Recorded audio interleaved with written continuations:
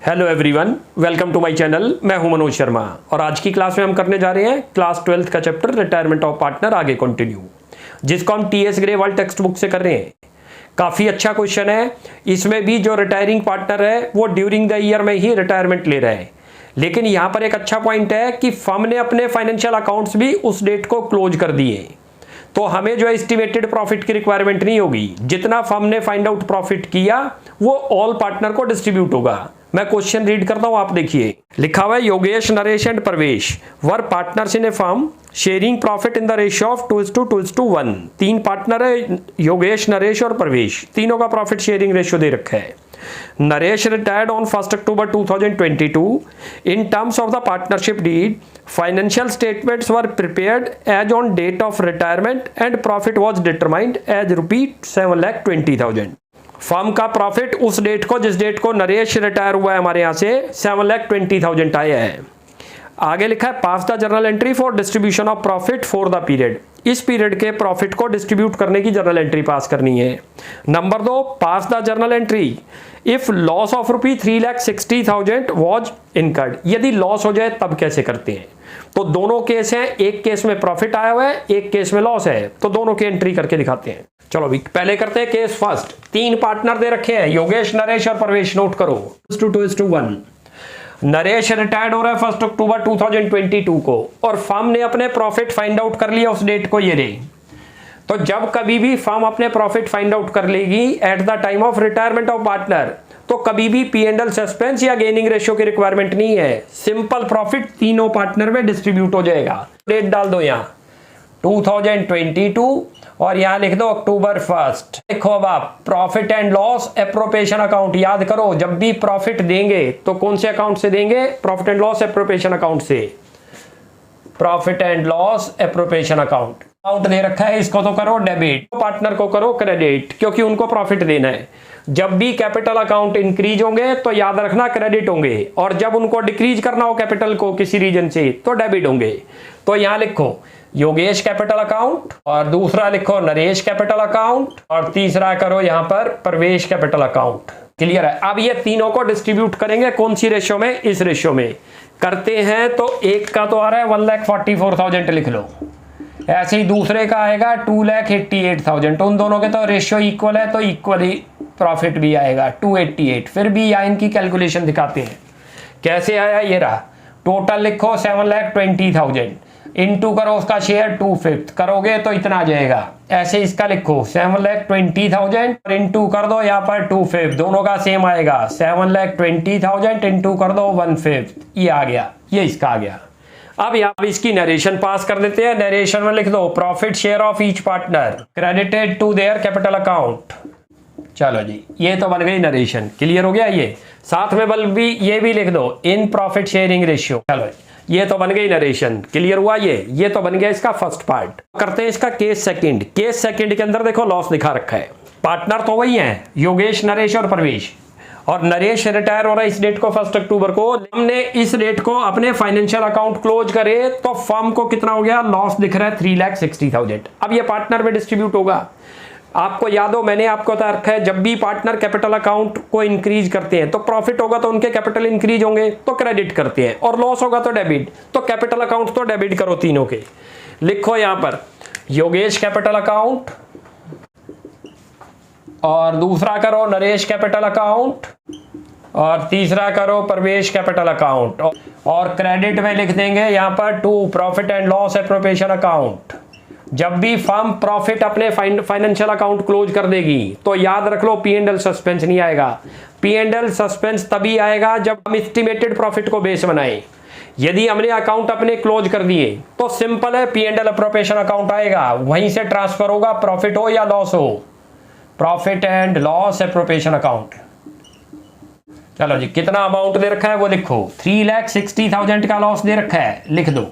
अब ये इनमें डिस्ट्रीब्यूट करेंगे, इसको डिस्ट्रीब्यूट करोगे इसमें तो इसका तो आएगा 1,44,000 लिख दो। इसका भी सेम आएगा क्योंकि सेम आ रहा है, और इसका आएगा 72,000। क्लियर है? कैसे आया वो भी देख लो। 3,60,000 और इसको डिस्ट्रीब्यूट करो इन रेशियो में, ये रही टोटल सम करो तो 5 हो गया, तो नीचे तो 5 लिखो डिनोमिनेटर में, ऊपर उसका शेयर पहले का। अच्छा, दूसरे का भी सेम आ रहा है तो 2/5 इतना ही आएगा। तीसरे का 3,60,000 इंटू करो 1/5 तो 72,000 आ जाएगा। क्लियर है? तो ये क्वेश्चन ऐसे था। तो आज जो अभी मैंने आपको कराया आप नोट करो, हमने 3 केस देख लिए। एक है कि यदि फर्म अपने प्रॉफिट फाइंड आउट करती है उस डेट को जिस डेट को पार्टनर रिटायर है, तब तो प्रॉफिट एंड लॉस एप्रोप्रिएशन आएगा। वो डेबिट उस केस में होगा जब प्रॉफिट हो रहा होगा, क्रेडिट उस केस में होगा जब लॉस होगा, जैसे आपने देख लिया। उसके बाद यदि मान के चलो फर्म अपने अकाउंट्स क्लोज नहीं करते, एस्टिमेटेड प्रॉफिट को बेस बना रहे हैं, तो फिर 2 केस थे। P&L एप्रोप्रिएशन डेबिट हो जाएगा प्रॉफिट के केस में और रिटायरिंग पार्टनर क्रेडिट हो जाएगा। ये तब होगा जब रिमेनिंग पार्टनर ने प्रॉफिट शेयरिंग रेशियो में कोई चेंज ना किया हो। यदि रिमेनिंग पार्टनर ने कोई चेंज कर लिया अपने ओल्ड रेशियो में, तब जो है profit and loss suspense account ना आके gaining partner debit to retiring partner आ जाएगा। क्लियर है? और लॉस होगा तो तीनों में रिवर्स एंट्री है जो आपको बताया। तो अब एक और क्वेश्चन करते हैं। 59 लिखा है the partnership deed of Aman, Bharat and Chetan has a clause that any partner may retire from the firm on the following terms by giving 6 month notice in writing.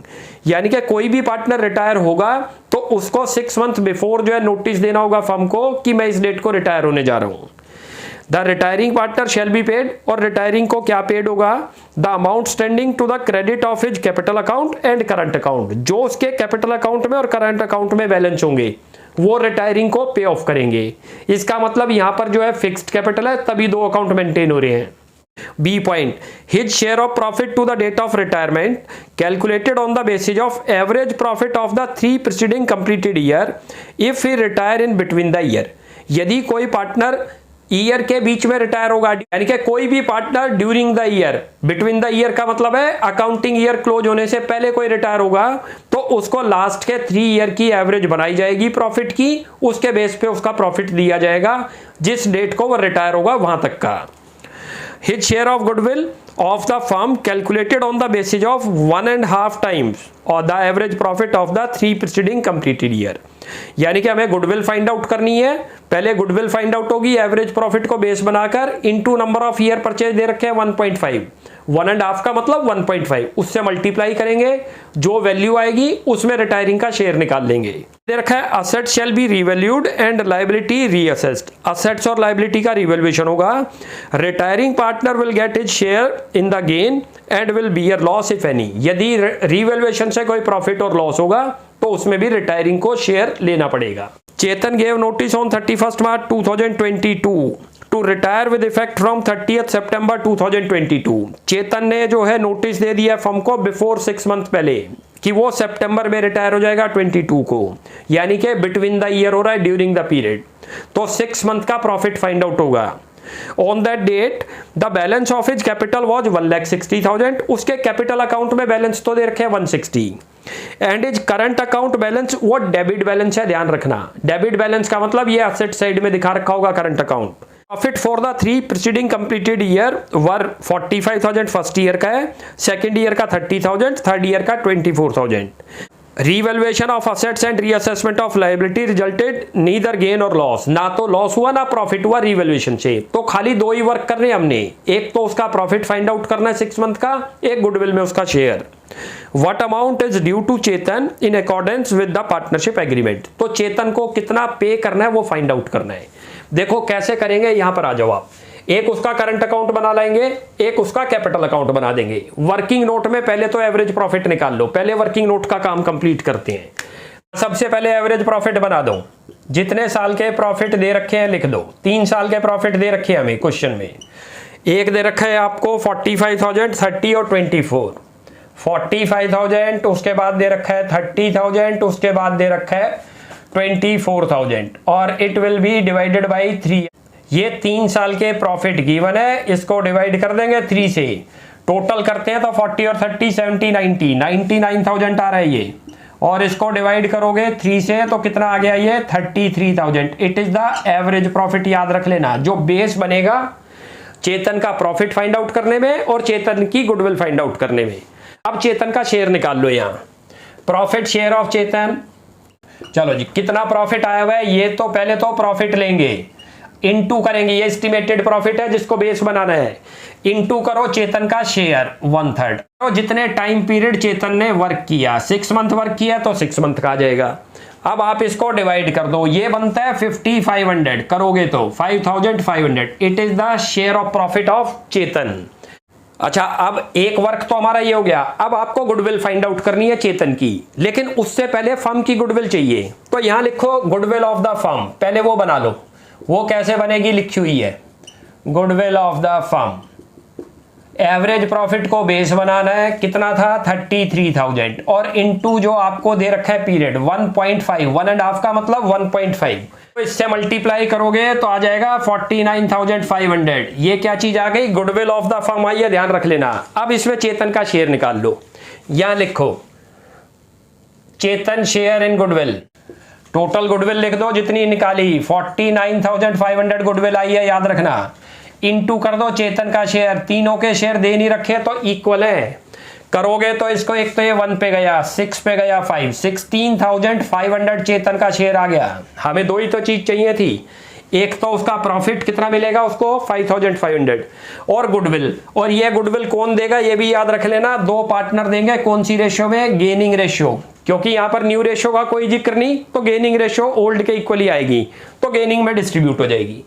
अब स्टार्टिंग करते हैं, सबसे पहले करंट बनेगा, बाद में कैपिटल अकाउंट, क्यों करंट अकाउंट को जो क्लोज कर देंगे उसका जो बैलेंस निकलेगा वो ट्रांसफर करते हैं कैपिटल में। और मैंने आपको बता रखा है जब भी कोई लेजर बनाओगे यदि उसके बैलेंस शीट दे रखे हैं डेबिट बैलेंस तो किधर आएंगे, इधर। तो सबसे पहले शुरुआत करो बैलेंस बीडी से, लिखो बैलेंस बीडी, कितना दे रखा है, ये रहा 5,000 रुपये दे रखा है, क्वेश्चन में अच्छी तरह से नोट कर लो, क्लियर है। अब ये दोनों आइटम किधर पुट होंगी, यहां पर, यहां एक तो लिखो by profit and loss suspense account, P&L suspense. क्यों सस्पेंस आया आपको थोड़ा समझ आ गया होगा, 3 मैंने आपको तरीके बता रखे हैं प्रॉफिट लिखने के, इसको प्रॉफिट एंड लॉस एप्रोप्रिएशन भी लिख सकते थे, कब लिखेंगे, जब फर्म ने अपने अकाउंट क्लोज कर दिए उस डेट को, लेकिन यहां क्लोज नहीं करे, यहां क्या कह रहा है, एवरेज प्रॉफिट को बेस बनाया। फिर उसमें अपने आप में 2 केस है, रिमेनिंग पार्टनर उन्होंने यदि न्यू रेशियो चेंज किया तो यहां आएगा गेनिंग पार्टनर, और यदि कुछ नहीं हुआ तो profit and loss suspense account, clear है। बड़े आराम से आप समझते जाओ, क्योंकि आपको डेथ ऑफ पार्टनर में भी काम देगा जो प्रॉफिट कैलकुलेशन है। अब यहां गुडविल का ट्रीटमेंट करो, अब ये जो गुडविल है इसका ट्रीटमेंट होगा, यहां पर क्या पार करते हैं, gaining partner account debit to sacrificing partner, जाने जो रिटायरिंग है वो सैक्रिफाइस करता है, क्रेडिट में आएगा। एक तो लिखो यहां पर क्या नाम है इसका, अमन और भरत, अमन्स करंट अकाउंट, करंट क्यों लिख रहा हूं, क्योंकि फिक्स्ड कैपिटल है, जो भी वर्क होगा करंट अकाउंट के थ्रू होगा। यहां लिखो भरत करंट अकाउंट, अमाउंट आएगा वो अभी बताते हैं आपको। टोटल आपने जो पे करना है कितना करना है, 16,500, और ये कौन सी रेशियो में करना है, 1:1, हाफ हाफ करना है, हाफ हाफ करना है तो डायरेक्ट ही दिख गया, देखो 8,250, 8,250, 8,250, ये क्लियर हो गया। आधा आधा कर दो, 1 हाफ मल्टीप्लाई करोगे तो इतना आएगा। 2 ही आइटम थी, रिवैल्यूएशन से प्रॉफिट लॉस कुछ हुआ ही नहीं था लिखा हुआ है क्वेश्चन में। अब पहले करंट अकाउंट क्लोज होगा, साइड चेक करो कौन सी बड़ी दिख रही है, उधर वाली बड़ी दिख रही है, ये तो बन गया 16,517, 22,000 दिख रहा है, इधर लिख लो 22,000, और इसमें से ये माइनस करोगे तो जो डिफरेंस आएगा आपका, it will transfer to capital account of Chetan, Chetan के कैपिटल में ट्रांसफर कर दो, लिख दो।